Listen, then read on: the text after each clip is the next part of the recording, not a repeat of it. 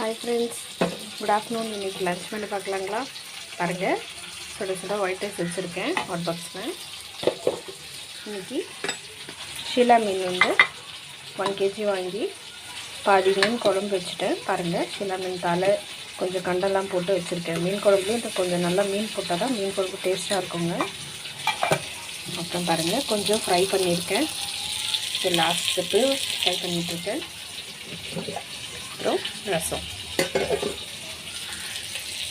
பாருங்கள், இந்த lunch menu உங்களுக்கு பிடிச்சிருந்தா மறக்காம சேனலை சப்ஸ்கிரைப் பண்ணுங்கள், லைக் பண்ணுங்கள், ஷேர் பண்ணுங்கள். பாய்.